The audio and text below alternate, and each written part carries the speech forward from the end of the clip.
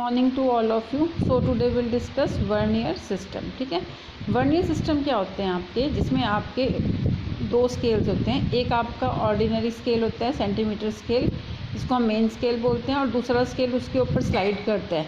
वैसे आपने vernier callipers जो है फर्स्ट ईयर में यूज़ किया एक्सपेरिमेंट्स में, लेकिन हम यहाँ पर एक बार रिवीजन करा रहे हैं। तो जो ये रीडिंग देता है वर्नियर कैलिपर्स, ये ज़्यादा आपकी एक्यूरेट रीडिंग देता है as compare to metre scale. ठीक है, अब जो ये वर्नियर सिस्टम है ये बहुत ज़्यादा आपके मेजरिंग सिस्टम्स में यूज़ होता है, जैसे वर्नियर कैलिपर्स में, स्फेरोमीटर में, बैरोमीटर में, सेक्सटेंट में, ट्रैवलिंग माइक्रोस्कोप में। ठीक है, अब इसका जो प्रिसीजन है कि कितनी एक्यूरेट रीडिंग देगा, ये किस पर डिपेंड करता है, आपका number of divisions in vernier scale. ठीक है, अब आपके पास इसमें सबसे पहले हम डिफाइन करते हैं वर्नियर कांस्टेंट। वर्नियर कांस्टेंट क्या होता है आपका, it is equal to the difference between one main scale division and one vernier scale division. ठीक है, तो वर्नियर कांस्टेंट हो गया one main scale division minus one vernier scale division. ठीक है, अब इसमें क्या होता है कि जितने वर्नियर पर डिवीज़न होते हैं वो मेन स्केल के एक कम डिवीज़न के साथ कोइंसाइड करते हैं। इनकी सेटिंग ऐसे होती है, तो अगर वर्नियर के n डिवीज़न्स हैं वो मेन स्केल के n-1 डिवीज़न्स के साथ कोइंसाइड करते हैं। तो इसका मतलब n vernier scale division is equal to n-1 main scale division. तो यहाँ से वन वर्नियर स्केल डिवीज़न किसके बराबर आपके पास, that is n-1 upon n main scale division. ठीक है, अब वर्नियर कांस्टेंट है आपके पास one main scale division minus one vernier scale division. One vernier scale division की ये वाली वैल्यू यहाँ सब्स्टिट्यूट कर दें तो आपका वर्नियर कांस्टेंट आ जाएगा 1 upon n main scale division. ठीक है, अब इसका मतलब आपका जो वर्नियर कांस्टेंट है वो किस पर डिपेंड कर रहा है, वर्नियर कांस्टेंट दो फैक्टर्स पर डिपेंड कर रहा है। एक तो number of division n on vernier scale और length of one division of vernier scale.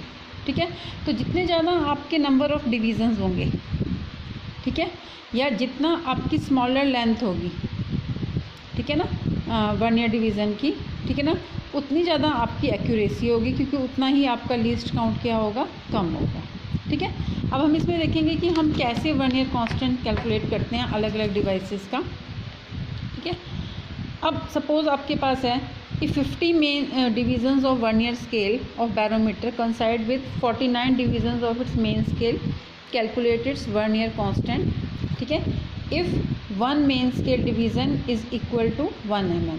ठीक है, अब वन मेन स्केल डिवीज़न की वैल्यू 1 mm दी है, इनका 50 vernier scale division coincide with 49 main scale division. तो एक वर्नियर स्केल डिवीज़न की वैल्यू कितनी होगी, 49 अपॉन 50 mm। अब आपको पता है वर्नियर कांस्टेंट क्या होता है, one main scale division minus one vernier scale division. तो one minus vernier scale division की वैल्यू कितनी है, 49 अपॉन 50, इसका एलसीएम ले लिया तो 1 अपॉन 50 mm आ गया।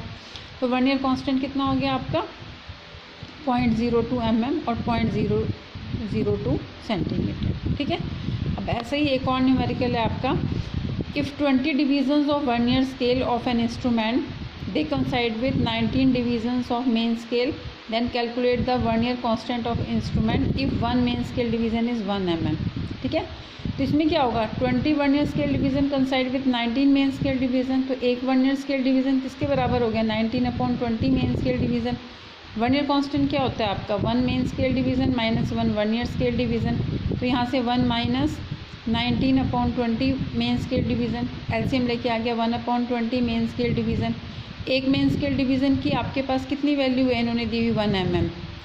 ठीक है, तो ये हो गया 1 अपॉन 20, दैट इज़ 0.05 mm।